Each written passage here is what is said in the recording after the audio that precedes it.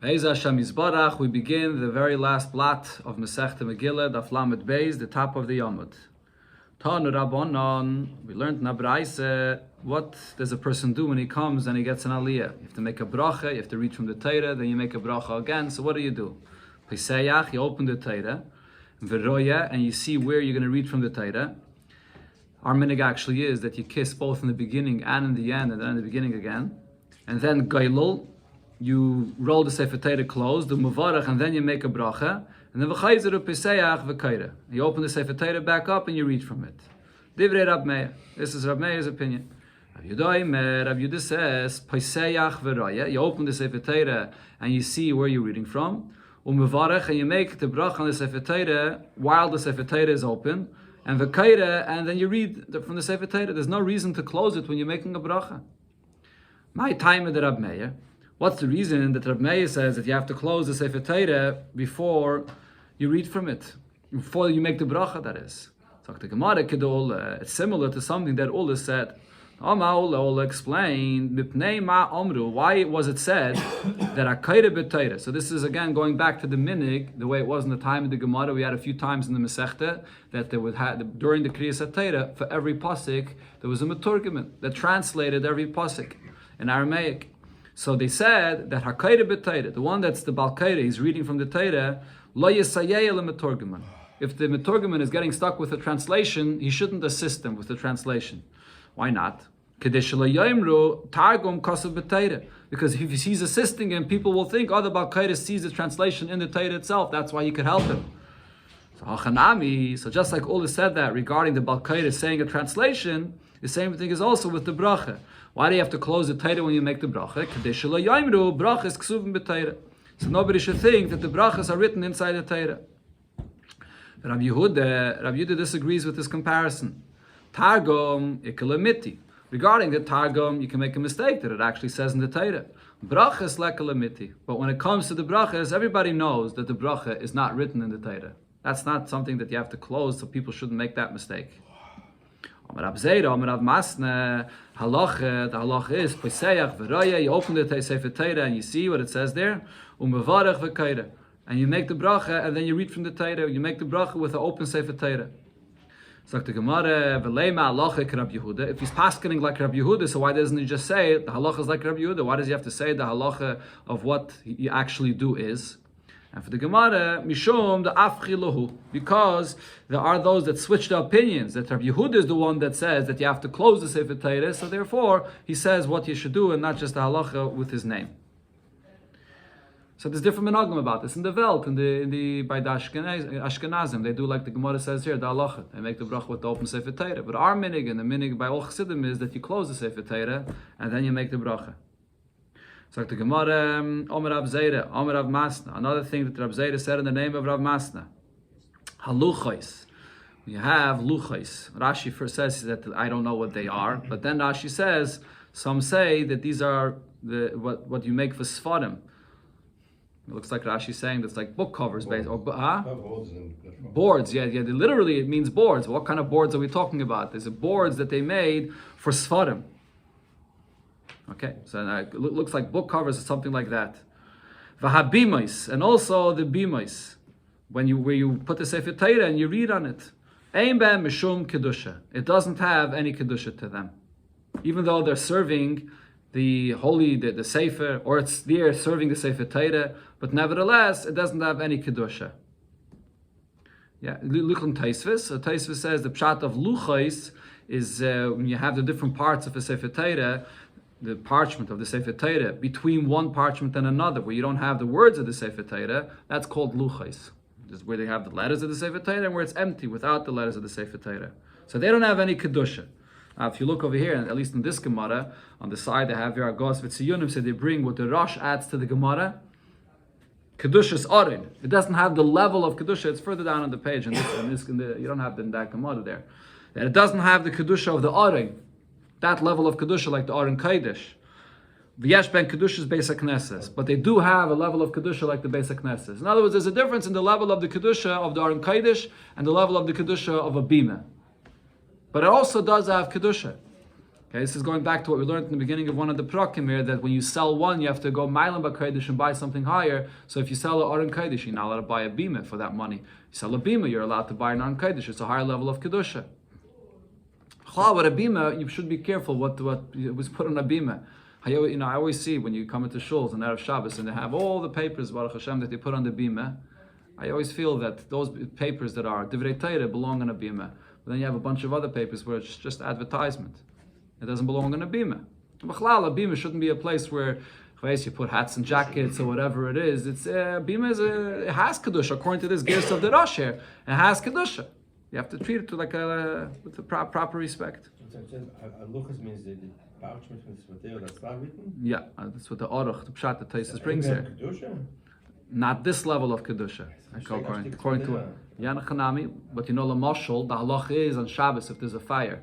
And you're allowed to save kisvei hakodesh from a fire on Shabbos, but not a chelik of a sefer Torah. If you have a piece of a parchment of a sefer Torah that doesn't have anything written on it, or actually even a piece of a parchment of a sefer Torah that has less than 85 letters written on it, you're not allowed to go and save it from a fire on Shabbos because it doesn't have the same kedusha of a sefer Torah. Doesn't mean it doesn't have kedusha at all, but the kedusha of a sefer Torah, that level, it doesn't have. This is brought in Shulchan Aruch also in Siman Shin Lamed Daled. Sagt the Gemara, Omer Rab Shvatya, Omer Rab Yechanan, Hagailol Sefer Torah. When you roll a Sefer Torah by Galila, Tzarech Sheyamidenu ala Tefer. So you have to roll the Sefer Torah that in the middle should be the seam of the Sefer Torah. And the reason it says is because if the Sefer Torah it has to stretch a little bit, so if the seam is there in the middle and the seam is not rolled in inside, but the seam is at the place where it's looser, so then it could give a little bit. It shouldn't rip, chas v'shalom. Another thing he said regarding rolling a Sefer Torah. And here we're talking about a person that is trying to roll a Sefer Torah on his own to the right place. And it's not being done on the table, but he has the Sefer Torah on his lap. So the Sefer Torah has two parts. One part that's closer to him on his lap, and one part that's further out on his lap. So how do you roll it? So he says, where am I over here? So when you're rolling, you should roll the outside part towards you and then tighten it to the inside. Don't roll it from the inside towards the outside part. And the reason is because if you're going to roll the inside part that's lying on your lap and it's going to loosen the outside part, it gets loose and it could even fall down. But if you roll the inside part and it makes the inside part loose, so the inside part is towards you, it's not going to fall down. So that's the way to roll it. If a person on his own is trying to tighten and close the Sefer Torah, he's trying to do glila on his own. So how's he doing glila on his own? He has to lie down the Sefer Torah on his lap and do glila on his own. So over here, you actually do it the other way around. You should tighten the Sefer Torah by pulling the inside part that's closer to you to pull it closed. And you shouldn't tighten it by extending your hands over to the outside part and tightening it that way. Why? Over here, there's no chash that it's going to fall. Adarabah, you're tightening it, you're pulling it towards you. And the point is, one of the things that it says, Rashi here brings this from the Tosefta. One of the things that you're supposed to do before you roll the Sefer Torah is Hagbah. We pick it up to show everybody, to show the Sefer Torah, and people are supposed to look at the Sefer Torah. There's actually a Magen Avraham that says that when you do Hagbah and you're able to go closer and see the actual letters of the Sefer Torah, there's a Oir Gadol, there's a tremendous light of the Sefer Torah that comes to your eyes. That's why there's an Indian to go as close as you can to see the Sefer Torah by Hagbah. So he says, the Mefarshim say actually, that similar benegay to Glila, b'shas you're doing Glila, we don't want the person to extend his hands over to the outside part of the Sefer Torah and cover the writing of the Sefer Torah. Let him do Glila by holding it in the part that's closer to him so he doesn't have to cover the writing of the Sefer Torah. So if anyone wants to come and look and see, is able to see the Sefer Torah, not only when you pick it up, but even b'shas you're doing the Glila. If somebody wants to understand and come close to see, to try to see, and letter. It says what you're saying that someone should by Hagbah you should come close and try to see a letter from your name. I believe it says it in the Kaf HaChaim. Someone once showed me in the Kaf HaChaim. I don't know if it has an earlier source, but yeah, that's where it's brought. 10 people read from the Torah. The greatest amongst them should be doing the Galil of the Sefer Torah. That's a very big covet, even though people don't look at it that way, but that's what the Gemara says. The Gail is the biggest covet. The one that rolls the Sefer Torah closed, he's the one that takes the schar of all of the people that read from the Torah. Rabbi Yeshua ben Levi, Asara, Shekara b'Teira, 10 people, my minion, that read from the Teira, Hagayla Sefer Teira, Kibbul Schar Kulan. The one that rolls the clothes the Sefer Teira, he's the one that gets the schar for all of them. Schar Kulan Sol Kedaitach. Could you say this literally means that he takes everybody else's reward of what they got for reading the Sefer Torah? He gets it all. What it means is Kibbul Schar Keneged Kulan. The level of reward that he gets is against all of them, as much as all of them together get.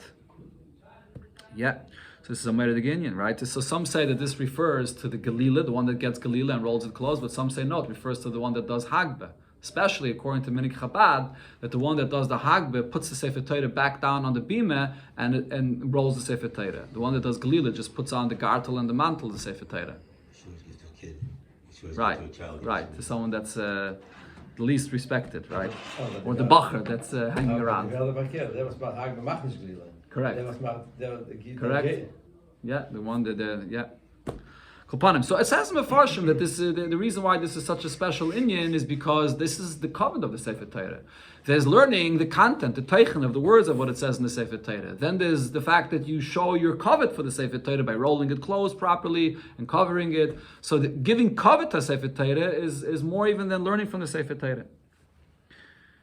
Weiter sagt the Gemara, another statement from the same Amayra, a different Indian. How do you know a person can make use out of a baskel that you hear? Even though Rashi says, you might think that there is a isser of lois nachashu, where a person comes and says that this time is a good time and this is not good. I see this event happening, so it's a bad sign. I see that event happening, it's a good sign. It's a lab of lois nachashu. So a person that hears voices and a baskel and he follows what it says with a baskel, maybe you shouldn't be allowed. So he says, no, you could use what you hear from a baskel. Shenema, there's a pasuk that says, Vaznecha tishmano, dava macharecha leima, you're here, your ears are hearing words from behind you. And the pasuk that continues, you hear it, it says, go on this way, and you could believe in it and you could follow it. But the Gemara explains, though, you have to be sure that what you're hearing is a baskel. Not stam something else that you're hearing. If the sound of the baskel, so if you're hearing the sound of a man speaking and it's in the city, so then you know it's a baskel. In a city, usually you hear more the voices of women speaking. So therefore here, if you're hearing the sound of a man speaking, you know it's a baskel. If you're out in the field, where you usually have the men working there in the field, and nevertheless you hear the voice of a man, of a woman that is, you know also that it's a baskel. There has to be some kind of a voice that you can recognize and know that it's unusual, that it's a baskel. And another sign is Vuhu the Omar hin or Vuhu the Omar lav lav. And also that when the baskel speaks, he's repeating his words. Either yes twice, go here, like you say, or lav lav, or it says twice no. So then you know it's a baskel. And I guess it's like a physical hear sound. Yeah, apparently, yes, you hear a physical voice. Listen, people that will hear a baskel, I believe that those people will recognize. They'll know. I mean, this is Another thing that the same Amayra said, back to actually learning Torah, person that reads from the Torah, but he reads it without the ne'ima, which refers to the taimei amikra, the trop, the melody in the reading from the Torah. Or v'shayne b'lei zimra, when he reads a Mishnah, he reads it without a melody, without a geschmack, without a song. All of our regarding him, the pasuk says, "V'gam ani nesati lehem chukim lo tovim." I gave them laws, and it's that they treat it as lo tovim. They treat it as things that are not good for them. You just say it without a melody, without a song. Right, and the pasuk there continues. Shpatim lo yichyu behem. The Gemara is going to ask, and there, if you treat Torah this way, so then lo yichyu, you don't live through this Torah. Maskef lo Abaye, so Abaye asks on this. This is a very sharp point there. Mishum de lo yada lepsum mikala, because a person doesn't know how to sing with a melody when he learns. So therefore, the pasuk gives him such a curse. Mishpatim lo yichyu b'hem, that these are the halachas of the Torah that a person won't live by this. Kares be, you're saying regarding this person. How could you say it to such an extent? So he gives here a different shot. There's a letter from the Rebbe where the Rebbe says that even though it seems like that this shot was totally refuted, but it wasn't. He's only saying that this point of lo yichyu behem, you can't apply to this extent when a person learns without a song. But the concept of learning with a song is a emes inyan. The Rebbe brings from other places in Gemara where the Gemara uses the expression regarding Torah, Kumi Raini Balayla, get up and sing at night, which is Rino Shal Torah, the song of Torah. When a person learns Torah without a song, it means that he's not expressing his love, his chavivus for Torah.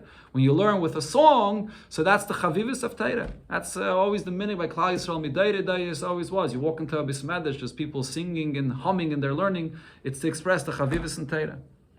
So he gives another pshat, Abaya here. He brings Elakad Rav Misharshi. Rav Misharshi said, "The Amar Shnei Talmidei Chachamim Hayeshvim B'Yirachas." Two Talmidei Chachamim that are living and sitting in one city. Ve'ein noichen zeh zeh ba'alacha. And they can't have a conversation with one another. They can't discuss matters of Allah with one another. So aleim akasavayim, it's regarding them. The pasuk says, "Va'gavani nesati lem chukim loy tovim." I gave them halachas, and they don't treat it in the proper way. It's loy tovim. They can't learn with one another. And regarding this, the pasuk says lo yichyu b'hem, that they won't have life through Torah. Yeah, that's the drasha here. Okay, we'll stop over here for now. And Mitzvah Shem, tonight we'll make the Siyum on the Masechta.